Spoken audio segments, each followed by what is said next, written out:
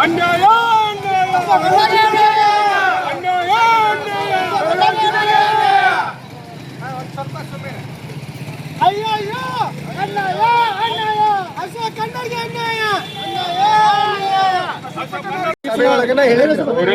ಶಾಸಕರ ಆರಿಸಿ ಬಂದ್ರೆ ನಿಮ್ಗೆ ಸಚಿವ ಸ್ಥಾನ ಕೊಡ್ತೀವಿ ಅಂತ ಕಡ್ಡಾಯವಾಗಿ ಅಂತ ಹೇಳಿದ್ರು ಸಿದ್ದರಾಮಯ್ಯ ಸಾಹೇಬರು. ಆ ಮಾತು ಎಲ್ಲೋ ತಪ್ಪಿದಾರೆ ಅಂತ ಹೇಳಿ ನಮ್ಗೆ ನಮ್ಮ ಅಭಿಮಾನಿಗಳಿಗೆ ಎಲ್ಲ ಬಹಳ ಅಸಮಾಧಾನ ಆಗಿದೆ. ದಯವಿಟ್ಟು ಸಿದ್ದರಾಮಯ್ಯ ಸಾಹೇಬರು ಅದ್ರ ಎಲ್ಲಿ ತಪ್ಪಾಗಿದೆ ಅದನ್ನ ಸ್ವಲ್ಪ ತಿದ್ದುಪಡಿ ಮಾಡಿ ಶಾಸಕರ ಒಂದು ನಾಯಕಗೊಳಿಸಬೇಕಂತ ತಮ್ಮಲ್ಲಿ ವಿನಂತಿಕೊಳ್ಳುತ್ತೇವೆ. ನಾವೆಲ್ಲರೂ ಕಾಂಗ್ರೆಸ್ ಪಕ್ಷದ ಕಾರ್ಯಕರ್ತರು ಇಲ್ಲಿ ಸೇರಿದ್ದ ಉದ್ದೇಶ ಏನಪ್ಪಾ ಅಂತಂದ್ರೆ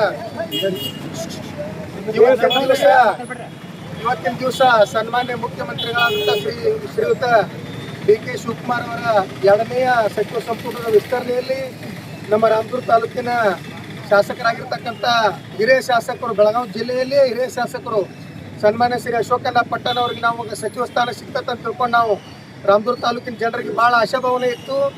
ಆದ್ರೆ ಕಾಣದ ಕೈಗಳಿಂದ ಇವತ್ತು ನಮ್ಮ ಅಶೋಕಣ್ಣ ಪಟ್ಟಣ ಅವ್ರಿಗೆ ಸಚಿವ ಸ್ಥಾನ ತಪ್ಪೈತಿ.